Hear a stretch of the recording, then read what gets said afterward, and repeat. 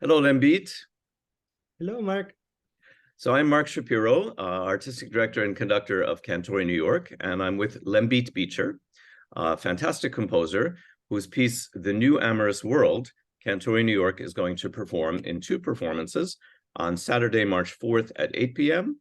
and Sunday, March 5th at 3 p.m., both at the Church of the Holy Apostles in New York City on 9th Avenue and about 28th Street. So those are the formalities. Lembit, we go back a few years, and this piece, we have a particular history together on this piece. So I think I can share we had done a version of this piece before. I think we commissioned it from you. Is that right? Yeah. Yeah. And then we performed it again. And then you or we or all of us together wanted to make some revisions to it. So tell us about the genesis of the piece and then what it is now. Yeah, this is a piece that's particularly close to me, since it's based on translations that my father and my uncle did of a French utopian socialist thinker named Charles Fourier.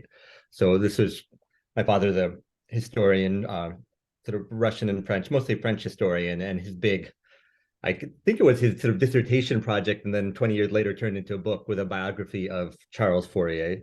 Actually, this was the book. It's Wow. a substantial book. So he had also written a series of he and my uncle had written a series of translations of Fourier's texts that he published a little before.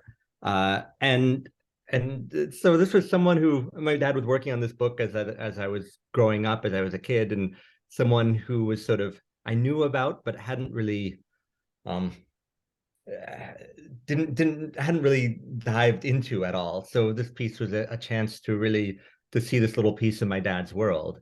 And Fourier is just this fascinating figure, not super well known, but kind of a precursor to Marx, someone who influenced a lot of American anarchist, libertarian, and socialist movements, full of these wild ideas, ideas that are both wild because they were sort of fantastical, people with tails with eyeballs at the ends, but also wild because they seemed way ahead of their time. He was one of the first people to talk about sort of gender self-identification, and that talked about that women and men should be able to have any jobs that they wanted.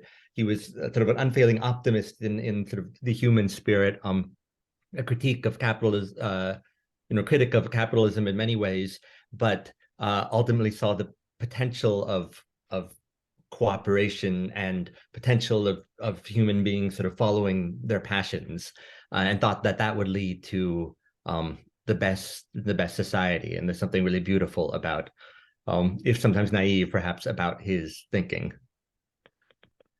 As you were working on the texts, did your assessment of him evolve in any way? That's a good question. I think that I mean, I picked up a lot about Fourier sort of from my father in little conversations here and there. So I had some sense of them. I think the thing that was most surprising and sort of joyful in a funny way about his texts is how detailed they are, and how he's imagining these fantastical utopian societies, but he really gets down into the nitty gritty of there's 85 or something, 87 passions, and he like lists them all. And there's, at 8:30 a.m., everyone will wake up and do this. And at 8:45, people will do that. It's all scheduled. There's this certain number of people within a community, highly organized. And yet it's also based around people following their passions, their desires. And he somehow manages to balance these two seemingly very contrasting thoughts. I'm not saying that this is something that would be easily possible to achieve in society. Some people did try, but in his mind, at least, he was able to put together this incredible sense of order and detail, and with a sense of sort of fulfilling your inner desires and wants. And was this sort of discourse around the family dinner table that this is how everybody ought to live? No. I think my dad was he was very, and some of his great my father's great sort of power is incredible sort of empathy and sympathy and towards ideas that not everyone might accept. But he was, but ones he and the ones that he wouldn't include himself. So I think he was very sympathetic toward Fourier, but definitely not a total believer. What's funny is that my father taught at UC Santa Cruz for many years, and especially in his early classes, I think a lot of his students were sort of true believers or people who wanted to form their own utopian communities, and were looking for classes on basically instructions on how to form their own sort of their own sort of off the grid utopian collectives. Which, and I think my dad sort of was fine with dealing with that, but he himself was a little more I don't know, reserved, or not. He wasn't trying to do that. Got it. Something I've been thinking about a lot in my interactions with composers over the years is the kind of dichotomy between the optimistic and the pessimistic. Yeah. And it has seemed to me that if, as I said, you and I have known each other a while, and I know what your vibe is like, and at least in the part of you that I know, I would certainly situate you among the optimists. Would you say that is an accurate characterization? Yeah, I think so. I mean, there are a lot of different things that go into that, and um I do think of myself as an optimist. I also realize that I'm quite lucky to have lived a quite privileged life in many ways, and I think it's easier to be an optimist.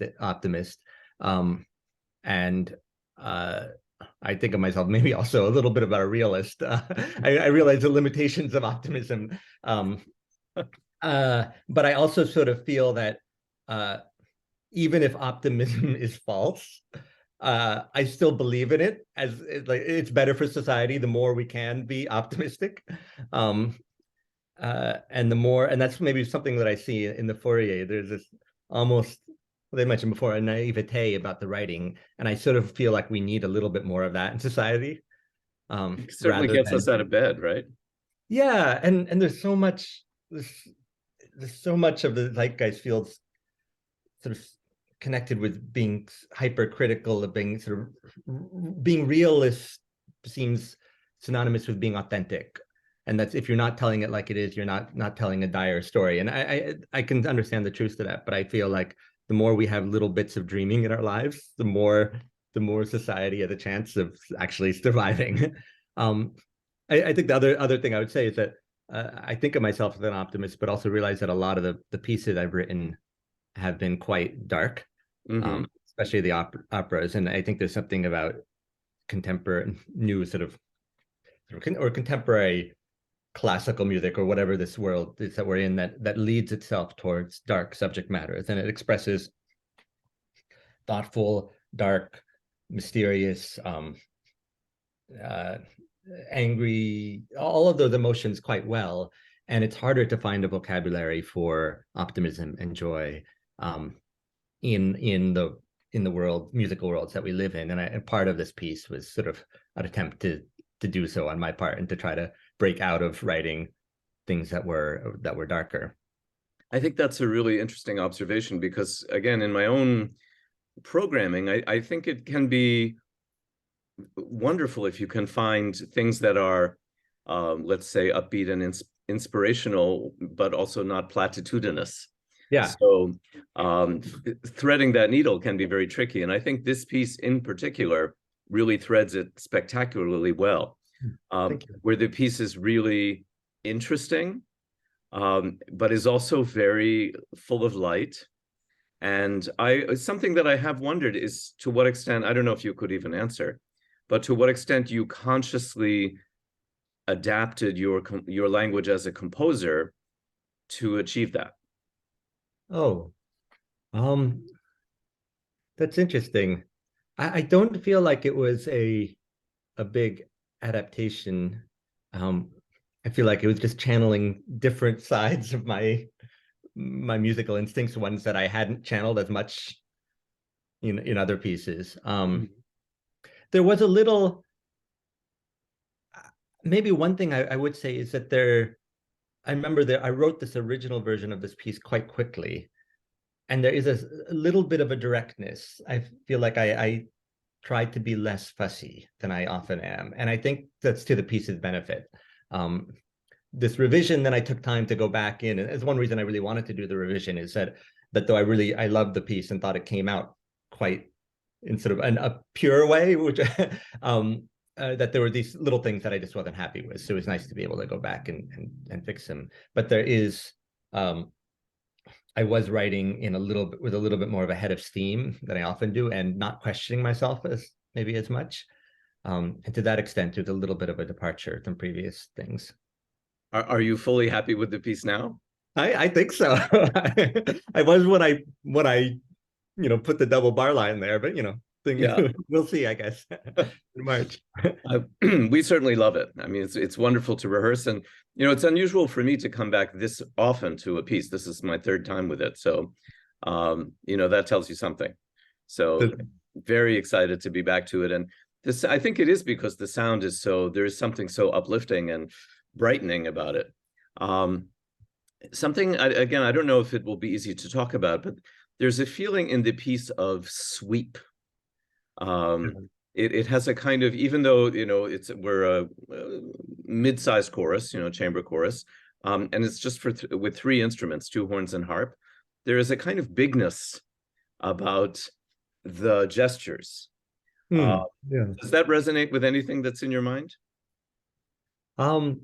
I think it was something I was trying to achieve. There's a grandness with a lot of the writing, the texts, and these exclamation points and big declarations about the end of civilization is what Fourier calls the current society today. And it's like the end of civilization will be this grand climax, or will be a grand moment for all of humanity. And he speaks in these quite grand terms, and then alternating between that and these very nitty-gritty terms. And I think I wanted to try to capture that. And it helps having harp glissandos and horns for sweep. It does add a lot of size or drama to the sound world. I don't remember. Did we ask you for that instrumentation, or did you propose it? Do you remember? I think I proposed it, and because I remember thinking about it.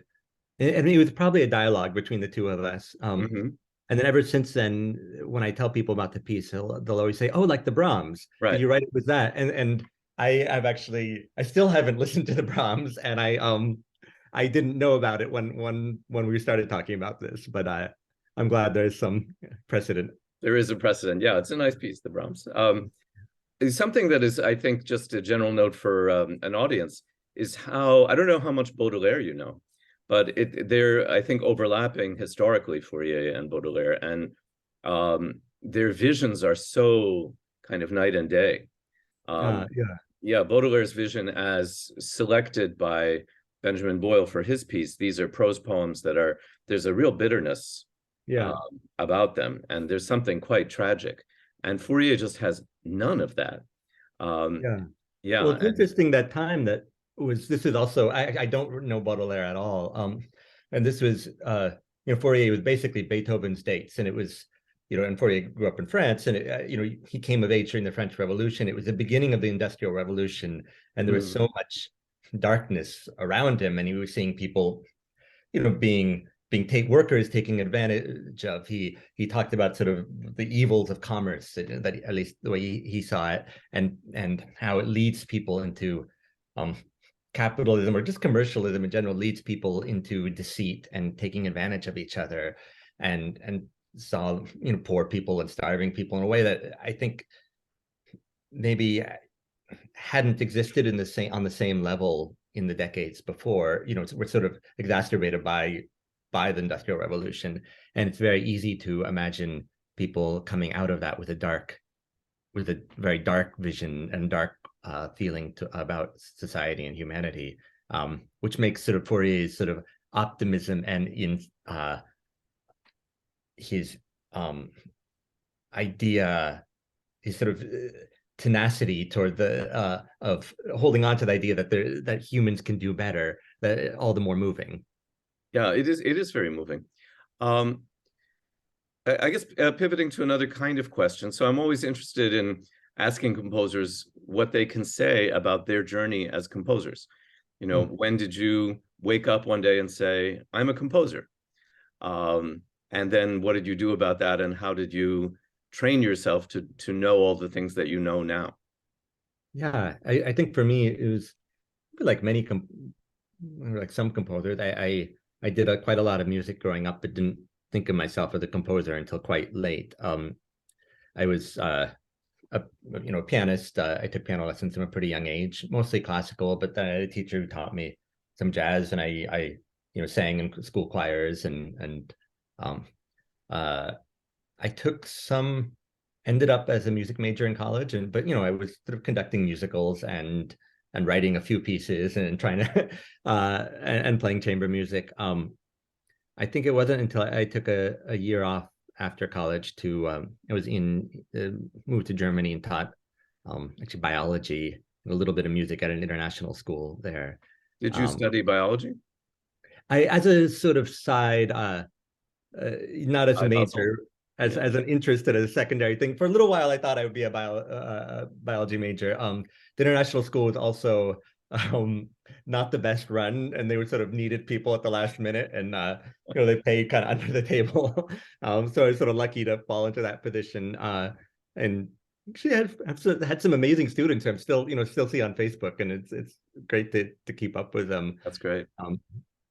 But it was during that time, I think I was trying to write a solo cello piece, and I sort of realized that, oh, this is something I want to do more of. And then I kind of got my act together and applied to graduate schools. And then with 2 years at Rice, and that was sort of a time I feel like I just worked very hard and tried to catch up with a lot of things in the composition world that I hadn't really had experience with. Yeah.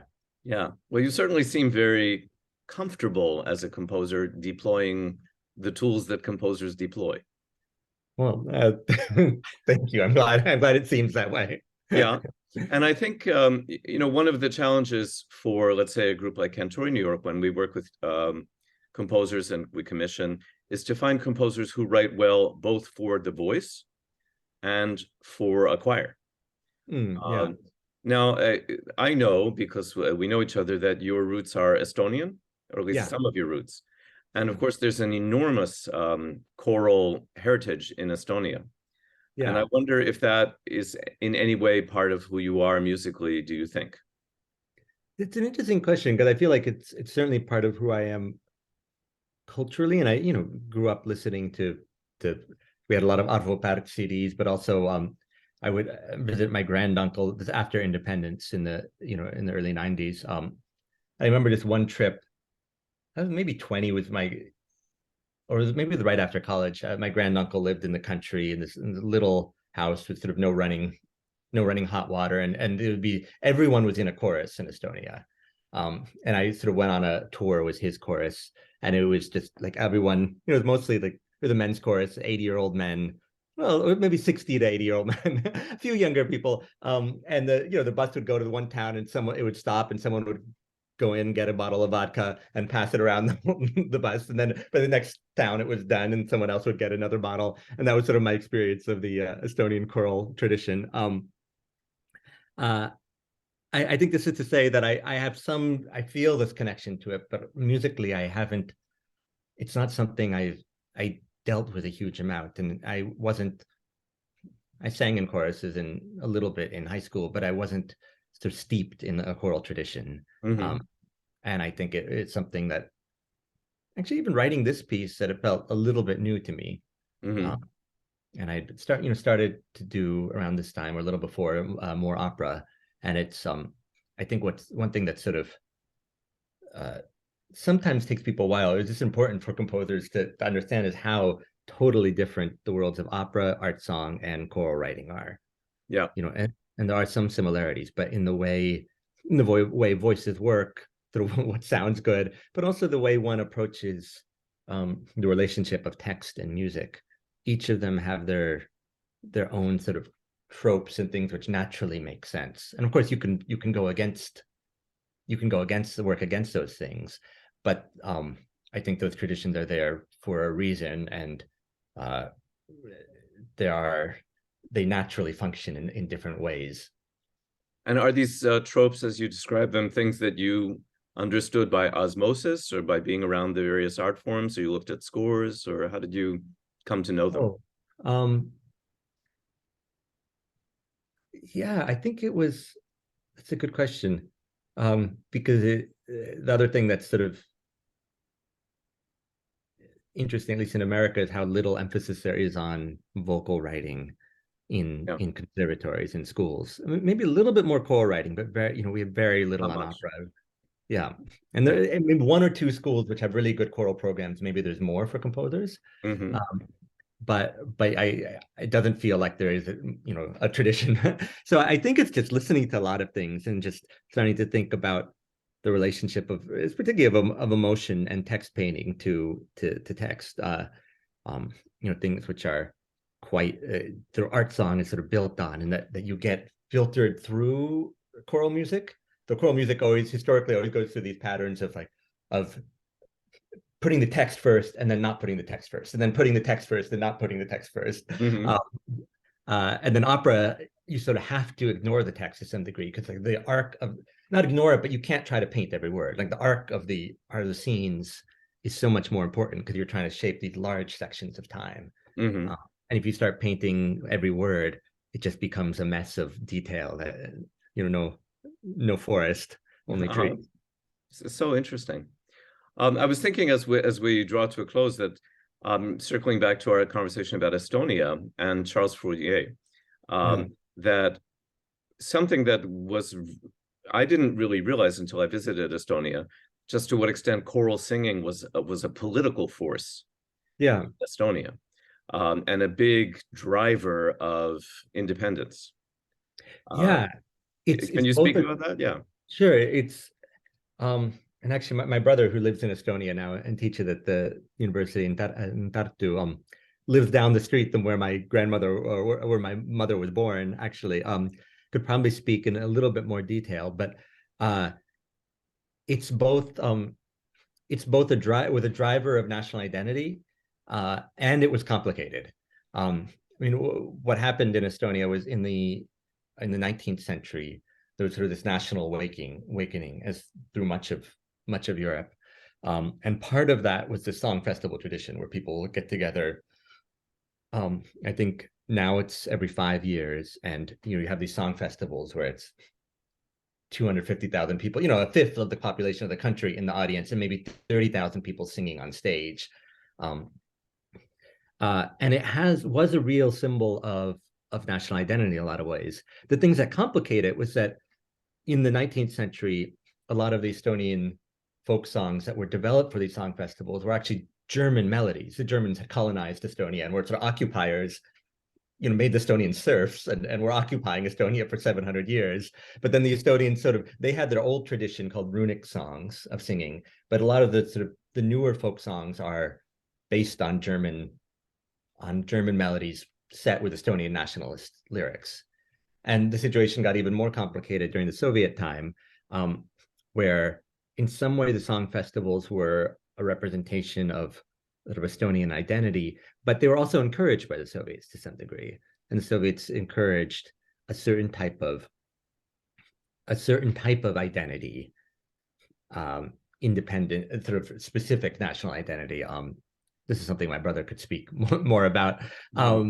But then what you say is also true, that in the time of independence, in the late 80s leading into the early 90s, these song festivals became a real sort of gathering point for people and a sort of charged political movement.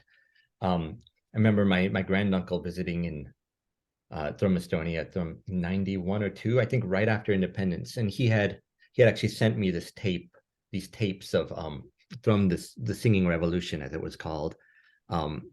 Of some of it was choral music, and then some of it was also these sort of like 80s rock mixed with a little Estonian folk influences, like runic song influences, these sort of repeating sort of fragments of 13th century Estonian folk songs. It was very like anti-Russian, anti-occupation sort of lyrics. And those were a big moment. Those songs were sort of in my childhood. I remember, so I listened to that tape hundreds of times. And I think we're a real moment during the independence movement that brought people together. And then, of course, some people say, well, actually, it was the people, the Estonian government, the communists were sort of encouraged it, and then later some of those people became the capitalists later, who they just switched allegiances, and we're still sort of taking advantage of people. So the situations get very complicated. But I think that singing tradition was really incredibly meaningful, even if there was a complicated side to it, from the 19th century through to today. And the song festivals still go on and draw, now there are sort of almost huge tourist events in many ways, but they're still really meaningful to people. And a lot of Estonian composers sort of write new pieces for them, their arrangements of folk songs. And it's sort of thrilling to have that as part of one's culture.